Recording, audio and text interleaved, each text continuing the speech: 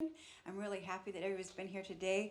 I've met some of you at the pre-sessions, whether it's a Tribal Rematriation Peer Learning Network or the Allies in Rematriation session. So we're looking forward to, again, meeting more people and virtually online, visiting and sharing experiences and resources.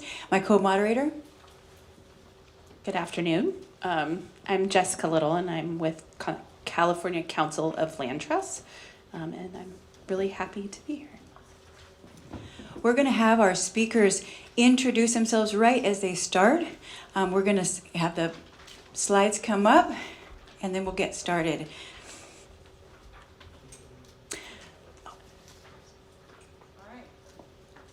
Right here? Okay.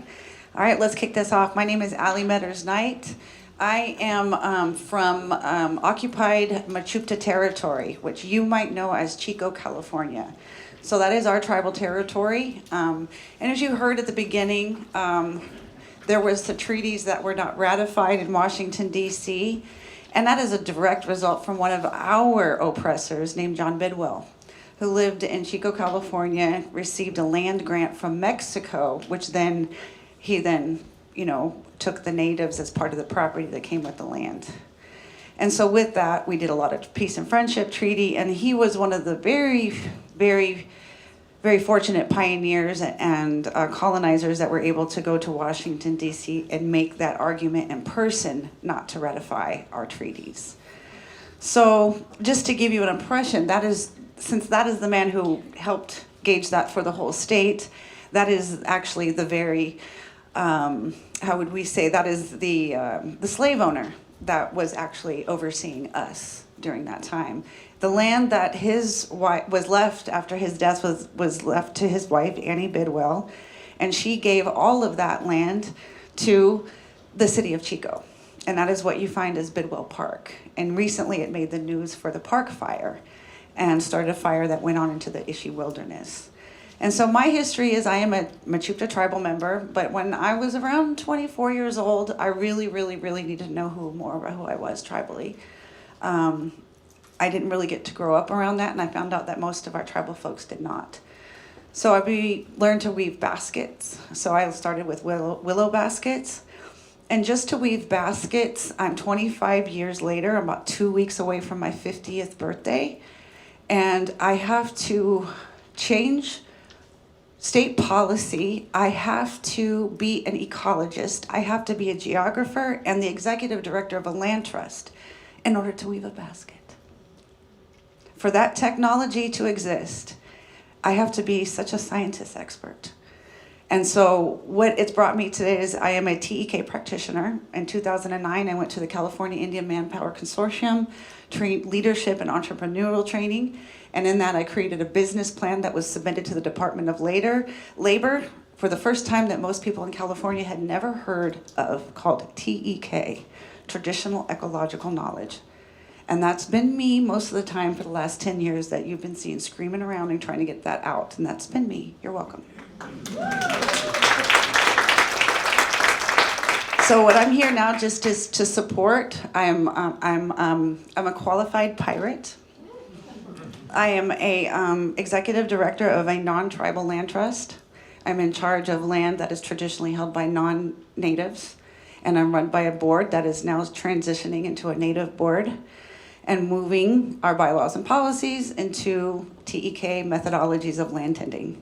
And so all of our work scopes include cultural burning, and we'll learn more about that through the panel. So thank you very much.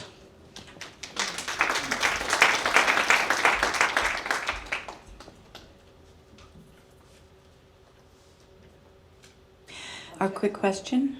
How does having tribal members serve in leadership positions for your land trust support your efforts to build stronger partnerships with tribes?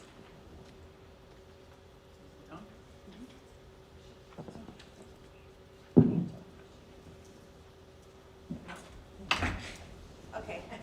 So I'm going to answer that question. I didn't know how the order went. I was like, I thought I would introduce myself and we all kind of go. But now I get the dance, right? So I'm going to sit here because I'm going to hand it right back over here.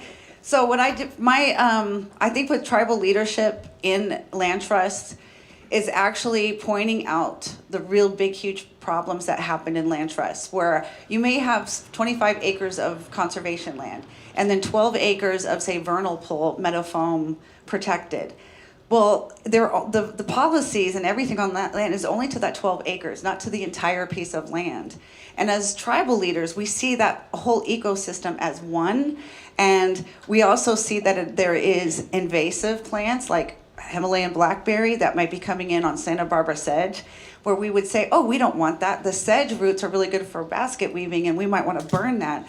So it's really important for us to manage the invasive plants in that area so that we can keep the upkeep of that ecosystem balanced. And so that tribal leadership is looking at that piece of land in a lot different way than it traditionally has been looked at through conservation eyes.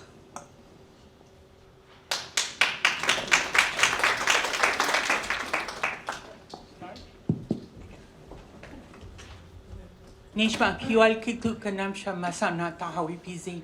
Atsia pamia mi chakpa sa mulatas. Efehetan lo nikos to know in Esselen Nation. Efehetan at the Greater Monterey Bay Area. My name is Louise Miranda Ramirez, and I am the tribal chairwoman for Ohlone Costa Noan Esselen Nation. And we are indigenous people of Monterey County.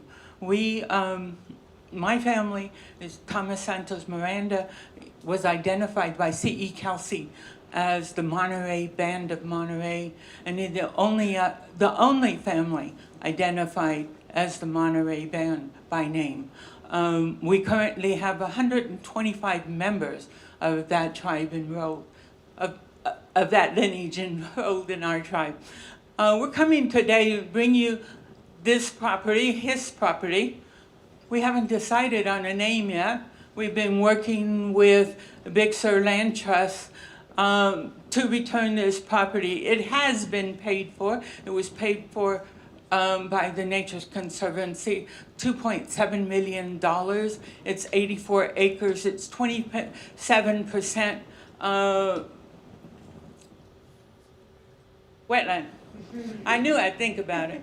There's a lot of things with it. They've worked really hard to get the title back into our name. But bringing this is, what we didn't show you was, this land was meant for us as it comes in the shape of a bear, okay? I don't know if you could go back and see that. And that, I mean, it's like, jig-jags all over. And all the head area, I know for a fact it's cultural burial sites, okay? I've been there, I made sure that we protected that site across the street. So if you look at the land, it's beautiful. It needs work. We realize that. We've worked, we can go on now. It's surrounded by oak trees. We hope in one day to have a cultural center there that we've been working on. If we could move on, you can look, there's a lot to it. But one of the things we found, and I'm learning today, is all the restrictions to money that even after it's paid for, that can come to us. Before we had a talk during lunch, my understanding is we needed to come up with $600,000, and we're saying, oh hell, we barely got 25,000, you know? So my goal was definitely to look for money, and I've learned so much today. But this is what we've come up with, and we know that some of this doesn't always have to happen, but there is what might be needed. So when I first came here, I'm saying, we need this. I don't know if you know someone who has a lot of money and wants to give us some. We're ready for it. We want to return this land. What we know in speaking with Big Sur Land Trust today, it's ours. We just need a lot more work to have it come to ownership, okay?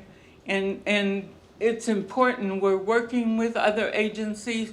we intend to have a cultural center there. We intend to return our language and make sure that our culture and replant redwood trees that have been eliminated by NonTribal. Okay? So I know we don't have a lot of time, but I just want to bring that information that after you get the land, there's a lot more that we need to learn about as a tribe, that what we need to come up with and how it affects us from being poor and never having money.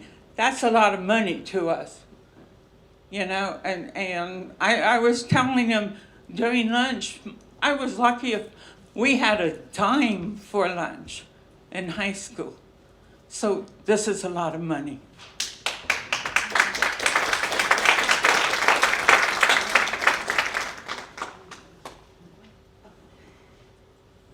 Good afternoon. So Manuia Leaso, Ionga Jeanette Chuiteli Lewis. My family comes from the U.S. territory of the American Samoan Islands. So, but I have been working in Esalen and Ohlone territory for the last 10 years.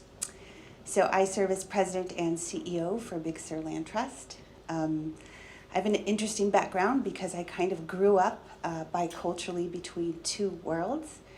And for a large part of my youth, I grew up on communal lands under the jurisdiction of our family chief, and had just different experiences there. And then I also grew up very much in the sort of American way of things as well. So I kind of lived my life kind of in the hyphen and back and forth. And in my early days, my work was really focused around studying with traditional healers and ethnobotany. And one of the things that really struck me when I was in graduate school was this notion of private land for the public good. And this was the first time I'd ever heard about land trusts. I was studying forest science, forest ecology up in Oregon. And I was really just struck by this idea and thinking, I'm kind of interested in learning more about this land trust stuff. So that's how I ended up in land trust about 20 years ago, and sort of been working in that field ever since. And then working in the Sierra, we worked in partnership with different tribes when I worked for Land Trust there. And it was really interesting. My first day on the job at Big Sur Land Trust, I remember asking my assistant if she could send me a list of all the publicly elected officials, and I needed a list of all of the tribal chairs. I needed to go and introduce myself. And she came back and she said, I have no idea how to find this information. And then I just was like, oh, there's so much remembering to really come back and relearn a bit about the devastation of the Mission era, everything that happened in the region. That was my own learning, needing to go back and really understand why it was hard to find that information on a website or something else. And it's taken us a long time to work to build relationships, a really long time. And I'm always reminded that you're not gonna erase 400 years of trauma and genocide and devastation with a single relationship or a single land transaction, but you can begin to work and move in the right direction. And I think that that's what we need to be doing as land trusts, is how can we help, where can we support our Indigenous partners in land back efforts. So we have two different projects currently going on right now. Chairwoman Ramirez mentioned one. This is an actual land back transfer of 84 acres. It's in the city of Monterey, which is unusual to have that much land within city limits.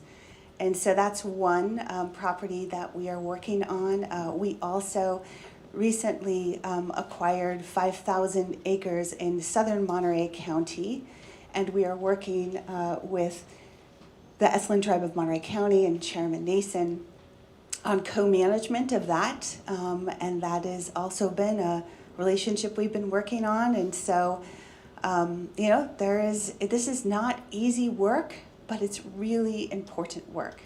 And I think I. Yeah, am I done? Okay, sorry.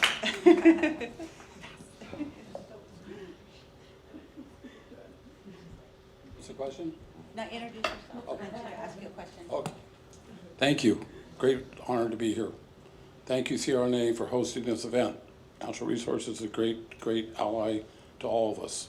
All of us. I mean, all of us as a two-legged species. My name is Tom Little Bear Nason. I'm a tribal chairman of the S1 tribe of Monterey County, same territory as Chairman Louise Ramirez is at. And we are a small group on the coast of Big Sur and southern Monterey County and interior Monterey County. And we have been working on land back for many generations. Our first land back began in 2020. We got our first land back. And we did that through another conservation group called Western River Conservancy. It was for 1,200 acres in Big Sur that actually a seller was an immigrant from Switzerland who came in and amassed these properties in the 1940s and 50s and 60s and put back together one big ranch called Bixby Mountain Ranch, which lies on the coast of Big Sur from the coast all the way up to the top of the highest peak called Bixby Mountain. Bixby Bridge, the famous bridge everybody sees on Highway 1, is this ranch's name and named after it. We've now erased that. We did erasure of our own. We did a reclamation, a rematriation of our original ancestral name, and we named the mountain top, where it was called Bixby, now Eagle Peak, Mahiwa Mountain for us. So this is something that we are very proud of. We did that through the Western River Conservancy, also through a climate bond. Bond 88, 85, I believe, funds that were happening through that. So that's was our first land back that we got back as a tribe. Luckily for myself, we were raised in our own tribal territory. We have an allotment, a 20,000 acre allotment that my family, my grandfather, great-grandfather had, that we still have today. It's the oldest on the Los Padres National Forest. It's an interior Los Padres and now become Ventana Wilderness area, which has many, many, many, many challenges for tribes to have wilderness land and to have land where we graze and gather and hunt and fish. So that's a challenge. But to work alongside a land trust, Big Sur Land Trust has been a great example of someone you can work with. Their willingness, the way they go about it, the way that they work, the way that they bring everybody to the table is good. They bring all the people together. For us working with them as a tribe, it's learning for us. We get land back from agencies that comes with a deed restriction that basically says you can't sell the land. You can't trade the land. That's already written on what we call the allodial title. We're the keepers of the allodial title to the land. We, I mean the indigenous people. The allodial title means a sacred, undivided trust in the land, the water, the resources, the species, the plants, the animals, the winged ones that creep or crawls, the ones that swim, the ones that fly. That cannot be bought, nor traded, nor sold. It's the first title. It wasn't cut from a tree. It wasn't made into paper. It wasn't put in a book. It wasn't ratified. It was given by birthright. How can we retain our birthright to our lands, to our ancestral burial sites, to our places where our parents and grandparents were married, or our greatest? That is the impact that it has on tribes. You imagine people coming into your graveyard, into your parents, into your village, and taking away things. It could happen to us right now, in this time we're in right now. Tomorrow, Russia could be here, and we'd be taken away. So don't think we're invincible. We're not as a species. We're not, no laws, nothing protects us. But the land protects us. The land is our home. The land is our savior. The land.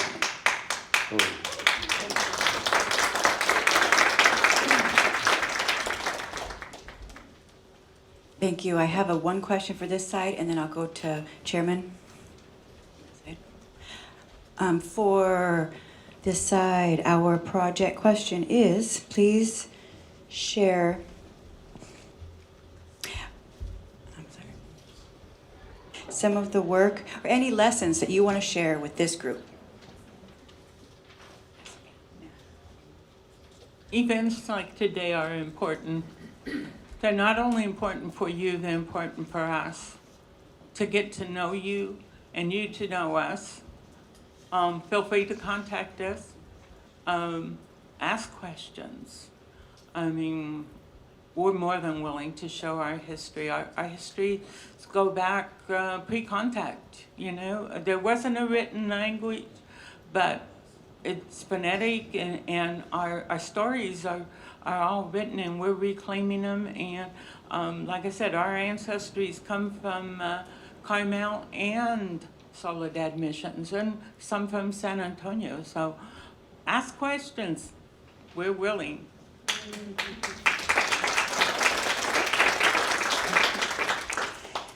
I would share what's really, I think, been meaningful for Big Sur Land Trust staff and is spending time on the land together with our Indigenous partners. I think it is one thing when, you know, you're on Zoom calls and you're looking at the paperwork and you're having to, you know, look at all the things that you're going to have to do to make something happen and to move forward, or working on grants together. But I think being out together on the land, there's something about that just sort of dissolves the barriers when, you know, you just witness the sheer joy of, you know, people's connection to a place that's so deep, and you know, just want to do everything that you can to make, you know, to deepen, help support the deepening of that connection. And I think particularly for the next generation of youth. I think the other thing I'll say is that, you know, really trying to find ways to provide capacity building funding. We know that so much of, you know, it's really hard. It's hard for tribes that are volunteering all of their time. We come in, we are paid staff, and so we have done our best that whenever we are working with tribes, we really honor their time. We look for ways to support both financially and other ways. I mean, I sit on a board of a foundation, and so I'm able to, you know, also direct some resources that are just sort of something that can provide to you know, different Indigenous communities of which our foundation works, and that includes both of these tribes, which is wonderful. But also Big Sur Land Trust. We also find ways, we honor, you know, their time. We look for ways, we look for funding, resources, because we know that it's just not fair that when you're sitting around the table and one group is getting paid and another group is not, everyone's time needs to be honored in the work. And just being able to be available, because there are other things that are happening that, you know, they may be working with other partners, but you know, I think that hope is to be that trusted partner that when they are working on other things or they hear about other things, you know, you're one of the groups that gets the call saying, so what do you think? Do you think these folks, or you think this would be a good idea for us to partner with them? And I think it's like, that says something when you can get to that place, so. All right, so one thing I learned about my experience is that a lot of the traditional ecological knowledge is just what it's called not allowed, right? So you can put it, it's just not allowed. It's just not mentioned at all. And so what we try to do is introduce people to foods, fibers, and medicine. So foods, fibers, and medicine is a program that we've been teaching and putting together. This is sourberry, right? I don't know if you guys know a sourberry, but sourberry can be processed. So for our capacity building, what we're trying to do is introduce foods, fibers, and medicine. So we can work with TEK practitioners that know how to process, or what we call procure, anything off of a preserve. So in our wetlands, which we all know wetlands are what, thrown away trash to the state of California. Am I correct? Am I correct? All of you land geographers out here, put your hand up. You know, wetlands are underrated, they're underloved, they're neglected. So we have our saltgrass, our beautiful California saltgrass. Everyone needs salt in your life. Well, there's your wetland keystone species, is saltgrass. So saltgrass and your your sour berries together make a beautiful native spice. So it's got a little pop right here with a little space. I want everyone, if you want to at the end, to come taste a little bit of California plant. And this is an experience. This is an experience that everybody could have. So I want to share that experience with everybody in this room during this question. Afterward, you can come on up. So welcome to California. Thank you. That's good. I like to have traditional foods. Our lessons that we are learning as a tribe working with Land Trust is really, critical. What Jeanette says here from Bixby Land Trust is that for us to show up at meetings, we have to take our own gas money, our own time off of work, because we have to work. Everybody has to get to spin that wheel every day. We have to get up and we have to go on this cycle. And Native Indigenous people don't really want to get up and go to work. They want to go to gather. Work to us is gathering, hunting, fishing, being together, ceremony. Going to these meetings and sitting at conferences and going to DC, going all over. For me, learning to work with Land Trust as a further way to get land back, to have access to land is a critical one. But what's lacking is an endowment. When we get land together, 5,000 acres, there's an immense amount of work that has hundreds of thousands of dollars worth of work that has to happen out there. For our cultural values, it takes time and money. So our biggest lesson that we need to share with tribes and Land Trust is that we need to make room and we need to get grant money when we get these lands acquired and land back that comes with some form of money to sustain the people who are not able to be able to represent themselves. That's the greatest lesson that we have to say. So if you're getting land trust or developing one, please make sure to get capacity building funds built into it. Thank you.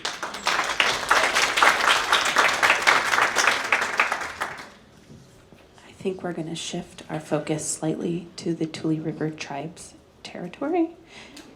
Can I ask you to introduce yourself? Can I ask you to introduce yourself? Surprise. Sorry. Robert Gomez, chairman for the Tabalabal tribe, which is in Kern County.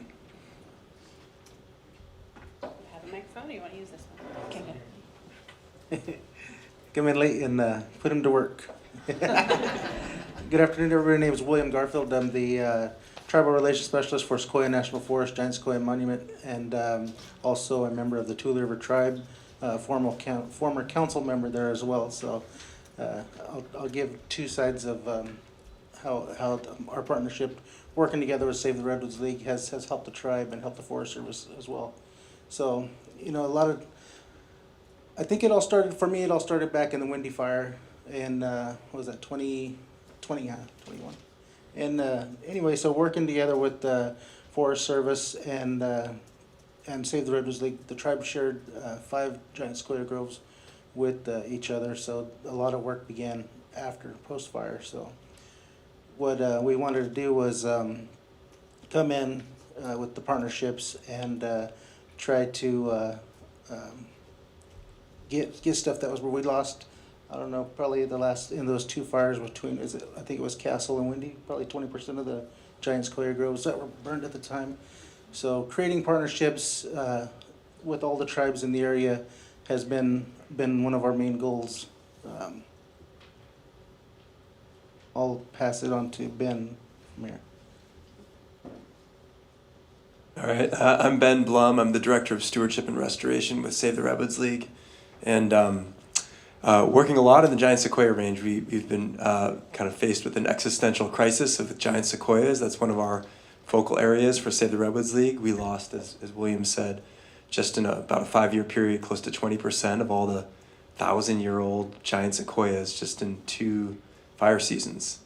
So that, basically out of the ashes of that emerged a coalition called the Giant Sequoia Lands Coalition. And it's a coalition of all the agencies, tribes, partners that manage giant sequoia groves. There's about 26,000 acres of giant sequoia groves across the state of California.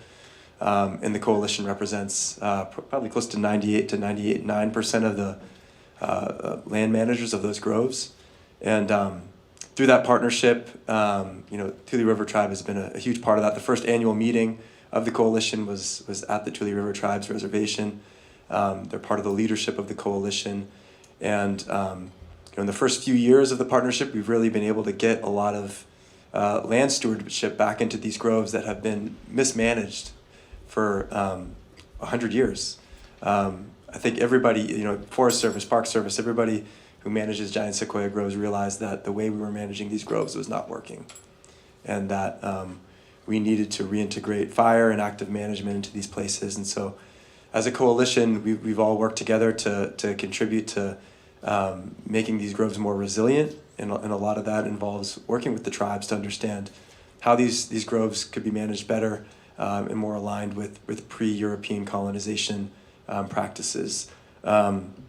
And so in terms of our relationship with the Tule River Tribe, we have a full-time tribal liaison that allows us to integrate tribal perspectives into all of our stewardship work in the giant sequoia range. We co-write grants together. We support each other in terms of how we're treating the groves. So it's kind of a two-way street of information sharing. And then just this year, we had our first cultural burn on our held property that was led by the Tule River Tribe and other tribal members, including Chairman Gomez. So that was kind of I think a watershed moment in terms of welcoming a community to a property that we had acquired right before a fire burned through the property, and welcoming tribal members back to that place to start a new practice of cultural burning and traditional cultural practices on a property where that hasn't been allowed for 100 years, over 100 years. So I'll turn it over to you, Shine. Yo, name, Mike Shinido, Vice Chairman to the River Tribe. We've been doing this with Ben and William. William was on council when I first got on, so he's led the charge with me, showing me the ropes of what he wanted to do, and I thought it was a good idea because me and him are always in the mountains with our kids, and we always been up there as kids with our guardians and whoever we was with. So, we've seen how things go down up there and how we protect things and how we keep things sacred. It was hard for me to bring you pilgrims in and be around these trees with us because these trees mean so much to us, to the river people. And so trusting Ben was very hard for me because and other people, Teresa Benson, I say her name because she's great people. Wish she wouldn't have retired. I love her now. That's like family. And him too. But because I see how much they believe in what we know. They trust us, and we're still trying. William probably trusts them, but I'm still trying to trust them. But yeah, I'm just waiting. Lord, when do I have to stab this guy? But that's just me because I'm still that way. When I hear this elder down here saying she's got to buy her land back, it gets to me because how come the same paper can't be signed the same way it was given away? How come that can't happen? But I know we're not there for that. But I just had to say that because I have to get that out of my system because I don't want to be here in a bad way. I come here in a good way to let you guys know that we want this to happen because we seen it looks like a bomb that dropped on our reservation and all our trees are gone. Our whole forest is gone. The deer's not going to be gone. They're looking for other places to eat.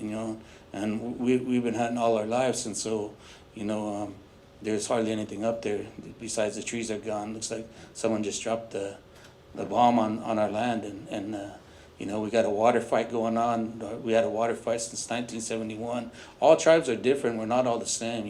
I know the northern tribes want to take the dams down to bring their salmon back, but for us Tule River people, we want to put a dam up so it could save our lives as a people. So we're all the same in a sense, but we're not always have the same concepts that we need for our tribes. And so, if we had that dam before, we could have saved our land with the helicopters that could have dropped their buckets in and filled up, and they wouldn't have to go so far. They had to go all the way off our reservation in the town just to get water, and then come back up to our mountains to try to put the fire out.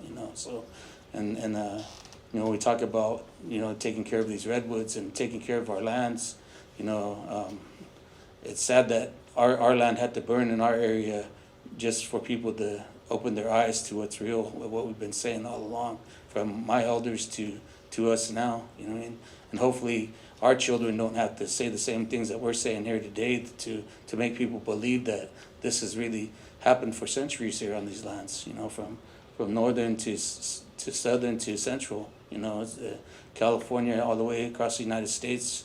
Us natives have been doing things that people don't understand, you know. And now we're trying to share it, and even that comes with hardship because the people that don't want to share it, that's been like me, they're still always showing you sold out, you did this, but like, you know, I'm trying to save what we got left of our land, you know, what's still green, what's still there, what we still need. And these redwoods, without these redwoods, us Tule Rivers die, you know. There's nothing for us, you know, because those are the strengths of everything, and that's what we've been taught since we've been young. That's why me and him are mountain people. We don't really like the valley too much, you know. But our lands go from Teon to Stockton, mountain range and mountain range, you know, from first before pre-contact, you know, and then we shared land with people that came in, you know, because that's how it went. You know, we're not greedy people. We're like this elder said also. We're just here to, you know, protect what we got, you know, and we've been put in places where we were supposed to die, not to prosper, you know, and that's how it goes. But you know, we're resilient, and we're always going to be that way. But you know, like I said, I don't want to get in too much of that because I might hurt your guys' feelings, and I didn't come for that. You know, I come to tell you guys, you know, I'm proud of this guy. I like sitting next to this guy, and I definitely like that guy when he comes around. You know? So you know. But I just want to say that I want to thank Teresa Benson, because without her, you know, me and this guy wouldn't even be here today, you know. So all her efforts, I hope her so-called retirement lasts a long time and she's happy wherever she's at, you know. But I appreciate her. Thank you. If you had 10 seconds, the 1, 2, 3, 4 of you, to share some advice with the group about your partnership, what would you say? 10 seconds each. We still have a lot of questions, sorry. 10 seconds to share about our partnership, or do you have a Individually. Individually, okay. Well, I mean, I started in this position, I think in 2022, and one of my first weeks I came down to the Sierra. William and another chairperson from the Tule River Tribe, Harold Santos, came to visit the property that we held there, and then they welcomed us to their reservation, and I've been invited back to the reservation a couple handful of times, and every time I learn so much. Not, you know, like what Shine said, every tribe is different, their issues are different, so I've learned so much about the water issues on the reservation, for example, that I wouldn't have learned if I hadn't spent, you know, days riding around with William, just learning about the local issues that are affecting the tribe there. So, you know, so was the question just more about the partnership and kind of how we work together? Yeah. What lessons can you share with the group? Oh, lessons, yeah. So you know, approach Advice. it with humility and real curiosity, and want to get to know people on a personal level. I just think that's really important. And if you want to do that, you have to come to the people. You know, don't expect them to come to you, and invest time and effort into getting to know people, and understanding them on a personal level. Yeah, I would just say, you know, make sure you get the right people, because us natives, we also got people that are false prophets, and they'll lead you the wrong way. So make sure you have the right people with you that are gonna actually follow through and keep the ball rolling, so you can get stuff done, and that you're living the right way instead of some made up stuff that somebody, you know, wants to David Koresh you or something, you know. So, but you know, well, my bad. That's just how I am. I'm just that way. So, you know what I mean? That's why Teresa kind of had to trust me too. So, she didn't like it when I called her Goldilocks and the Three Bears when we were standing by. But yeah, but you know, just make sure you know who's in front of you and who's standing you, and if they're real or not. You know, and there's ways to find that out. You could just ask Willie. He knows everybody. I guess my 10-second lesson for everybody would be, you know, main thing is to learn the history of the tribe, you know, learn what you're talking to, and if you can, you know, learn, at least at minimum, learn how to say hello in the local language of the tribes there. And then probably most importantly to me is, and a lot of the folks said it here, is, you know, when you call on the tribes and you're asking them for knowledge, all this information, you know, just keep in mind you're bringing up historical traumas that have happened to the tribes, and that stuff is real important. And it's sad to say this because, you know, we've been in tribal government for a long time, and every time somebody wants something, the tribe has to give something up. You know, it's always it's never you know, here you go, we'll help you out. It's, well, what can you do for us? You know, then tribe has to talk about all this historical stuff that happened a long time ago, and that just, you know, it just puts tribes in a bad spot. So be careful. My recommendation would be just to be careful in how you approach those types of questions, and, you know, just kind of be respectful to each other and move forward, because everything you're there for is for a good thing anyway. So, you know, that's the information I have to share regarding that.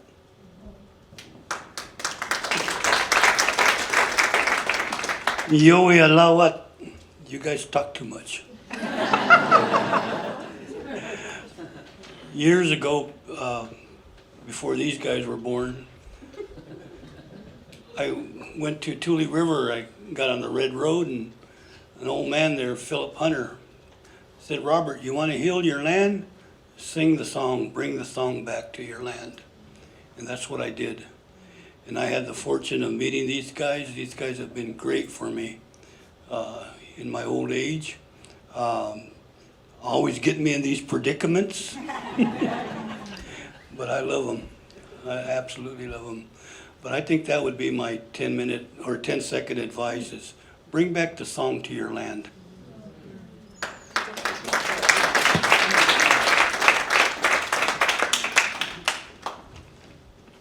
You know, I've not had this opportunity, and I really want to say thank you to Tule River. In 2018, you guys stood up with us and reburied our ancestors through California.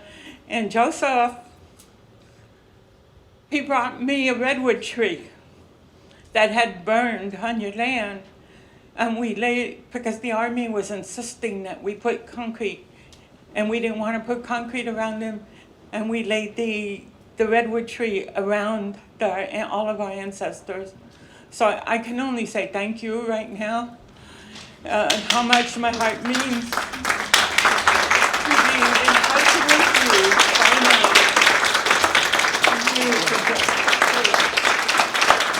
Thank you. Thank you. And it was the most beautiful tree, most beautiful. Thank you. Thank you.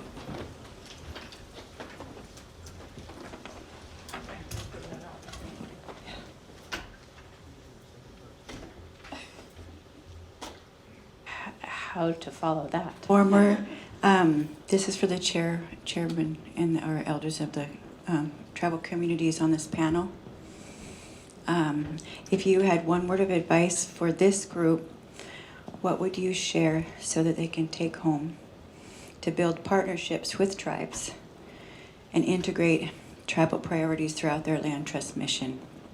So basically, whatever you want to say. I'll go first. Is it on? Yeah, I'm taking your time. No, okay, so really, being with the Forest Service, one of the important things that I think, the message that I wanted to really focus on when I seen the questions is, you know, whatever agency you are, you're probably looking for a tribal relations person or you have a heritage person. Don't overload one person on dealing with all the heritage stuff, all the Section 106 stuff. If you want to focus on meeting with tribes and have your tribal relations person only focus on tribal relations, on building that relationship, getting out there and learning about the tribes. Don't have them tied up in all these other things where there's just no time for tribes, because everybody knows that, you know, if you have a piece of land, there's probably 10 to 15 other tribes that they're dealing with. So you can't, you know, really give good enough time if you have one person focusing on everything. So just designate one person to your relationship building, and that's what I would recommend.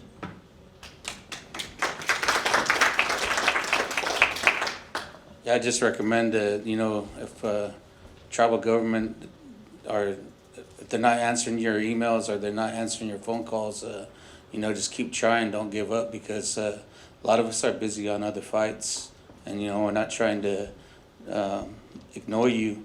Sometimes, you know, we're getting 400 emails a day, and, you know, not only people that want us to help them, but people that want us to give them something, you know what I mean? The money we're trying to spend on our land to prosper, to bring our lives back and our culture back, you know.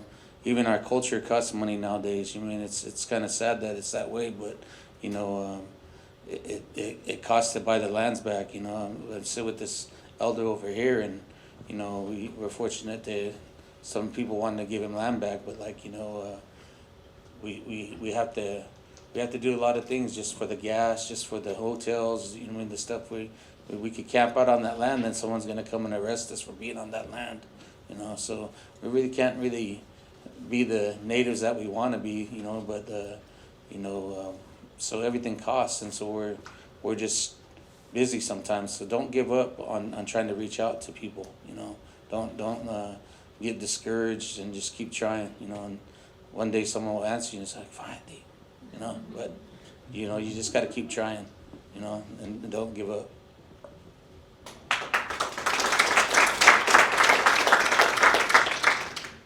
Again, I'm going to go back to land trust and to land back to how do we build capacity?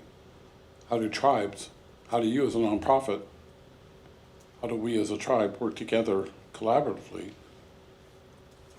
without some sort of endowment, without some sort of fund? And that goes to the resource agencies too, all of them, all the conservation groups, all the different things, because you can give us all the land back you want, but we want to be able to have that land. We want to be able to not ever be removed.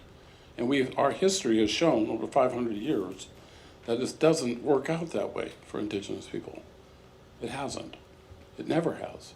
Reservations truly aren't the people's, but all this earth is every one of us. Each one of you have the power to make the changes. So take that back to your people, take it back to your nonprofit boards, take it back to your donors, most importantly. Make the donors figure out that their tribes need help, that you're partnering with to be able to do it. We have a job too, but this should be our job. It's our job to be able to manage these lands, to steward these lands, to help share with you, as my sister here talked about, traditional ecological knowledge. That's the key to survival. Now all the scientists want our knowledge to put it in a jar and put it on a wall or put a patent on it. So we're very leery of giving away our traditional ecological knowledge. It's not for sale. It's not for free. And there's no price. It's just not existent. That culture needs to be put on the land and shared with you. I need to take you by the hand, and we need to go with the land trusts and the conservation groups and the tree people and the fish people and the river people and the butterfly people, everybody. We need to gather hands together to work together. And we need to work with the funders and agencies. And we need more laws for tribes that are written by tribes on the land. It's land, the laws that we learned from the rivers, from the mountains, from the animals and the trees that we're bringing to you. We're spokespersons for them. Thank you.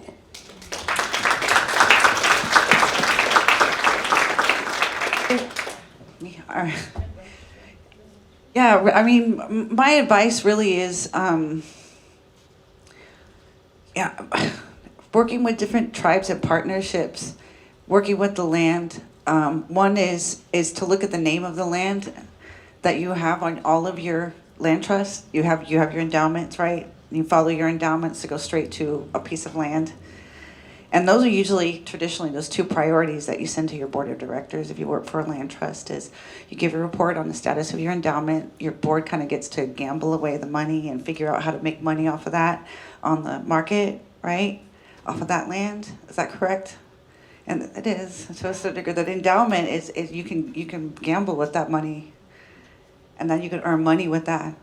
And then, you know, what goes on to that land trust is what's on your work plan. you know, and it pretty much, your work plan reflects on what's in that endowment and what that land can produce. And so it's what an endangered species. And so for me, for all land trusts, my advice is to get in contact with your local tribal agencies and learn how you can give back that land, because there is that endowment and that work relationship it's not long term. And we're going into climate change. And so if we're going to go into climate change, my advice is all your valley floors, all your valley preserves will be flooded. All your preserves on high ground are going to need seed banking for survival. And that's my advice.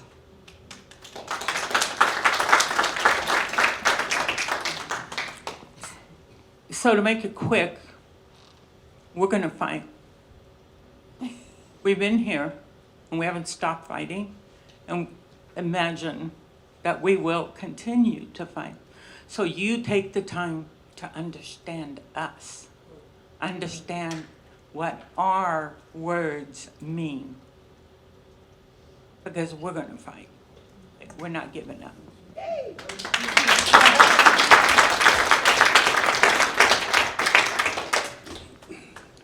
Good words. One parting word that I want to say is, when you come right down to think about it, the Great White Father has not been good to us in terms of land, has he? He puts us on the rocks. Now he wants his rocks, our rocks, so he can put on the front lawns. It's not fair. But one of the things that I think has been said here is that you can't give up. You got to keep going over and over. I've been doing this for 45 years. Last August the 31st, we got 1,200 acres back.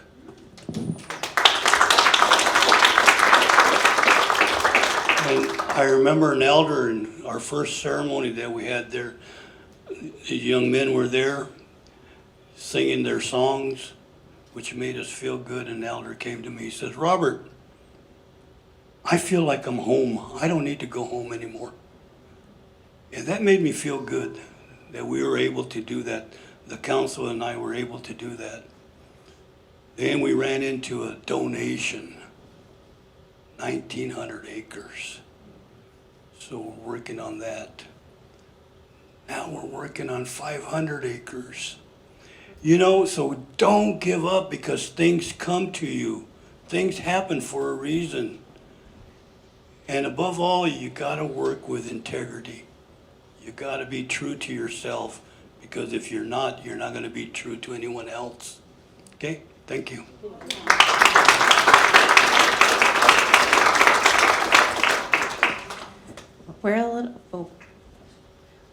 There's one more question, and I realize we had planned time for Q&A, but I think this is a really important practical question for Land Trust. So this is for Jeanette and Ali and Ben.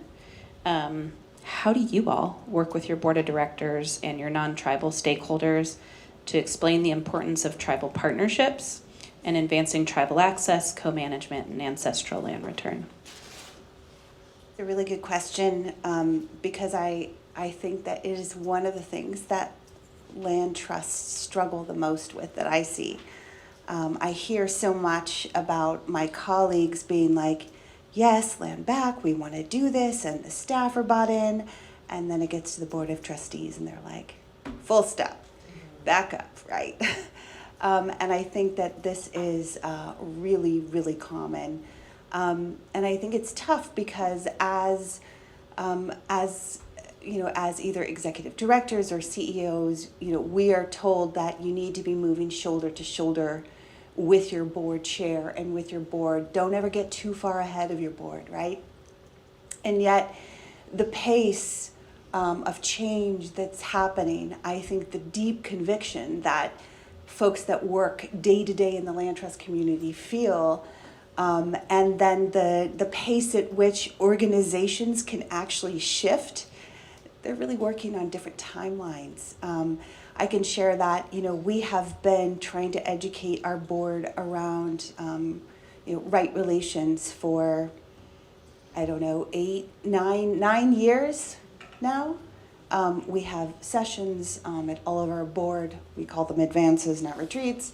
And we bring in different speakers. We bring in all these things, and and yet, as you all know, board members turn over, and then you're starting again with the education process. And I think that we still work in this box that's pretty restrictive.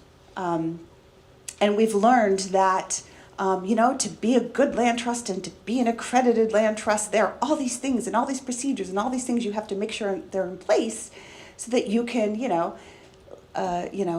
actually, achieve the audacious, ridiculous goal of land conservation in perpetuity in terms of like thinking that the land's going to be the same, right?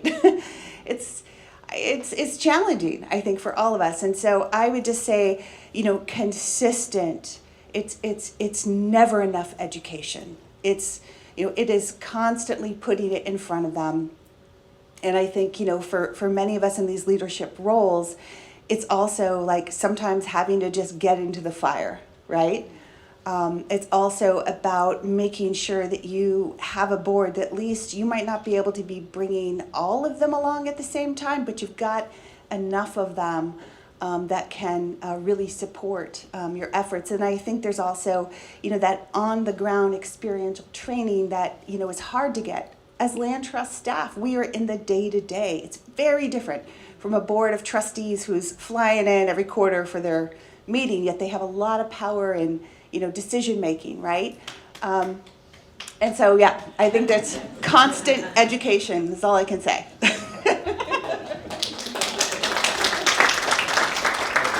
Oh, goodness. How do I work with the board of directors? Well, my board of directors was very waspy, if you know what that means. Yeah.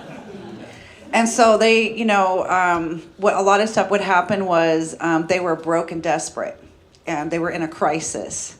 And a crisis is always an opportunity, am I right? Yeah. Am I right? Yeah.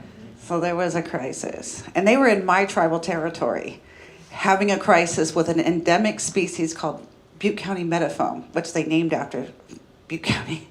It's like ancient. I don't know if you know about vernal pools and, meadow foam, but this is very ancient. Only place on planet Earth, and it's right there. So they were in a crisis. They were going to lose. They didn't have accreditation. They weren't doing everything. And so what they needed was capacity building funding, and they needed money to get on there. They got into a lawsuit with Butte County, and the lawsuit, just $2 million, was just a drain. No one even touched the land. There was no money to operate, and we were not accredited. So I wrote a gang, like $500,000 plus grant money, and worked a little bit with Indian Collective for TEK seed banking and foods, fibers, and medicine program that put money into the coffers of the nonprofit. The only problem is that they can't do it without me. I'm the TEK expert. Not one person on the board knows anything about TEK, and I was hiring the staff. So that was time for me to be a rebel. So I went back to my board and told them what I wanted from them and how they were to behave. And they have left, 3 of the 5 left. Happy to replace them. Welcome to Indian country. You're welcome.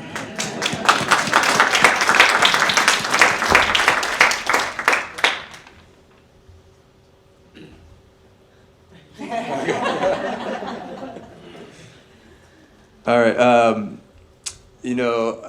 We struggle with some of the same issues that Jeanette and Ali mentioned. We have an overwhelmingly white and wealthy board, and I think historically it was seen as kind of a model for how we bring in money to the organization, right? So fundraising. So that drives the demographic of your board. So that's the reality. We're really lucky that the chair of our board is an expert in this arena, Sarah Clark, who's a speaker here. She's the chairwoman of our board. So she has done a great job of helping educate our board on a lot of these issues. And even though the demographics don't reflect, what we would like them to reflect, they've learned a lot over the last few years in terms of how land back works and how tribal histories inform tribal realities today. So I think that has been very helpful, but I also think, the board, we're lucky that in a lot of ways, and that the board does give a lot of leeway to the staff to develop partnerships and develop our own strategies for different projects. And so, you know, a lot of times I'm not asking for permission before I do something, which is the way I like to operate anyways. But, you know, I don't know that I have great lessons learned, but besides the fact that, you know, boards do need to evolve, and we need to think about them beyond just fundraisers, and think about them as really how they're going to add value to the organization, and bringing new perspectives to the organization. So, you know, that's a little outside of my control, but it's definitely something that we try to bring to the forefront for our organization.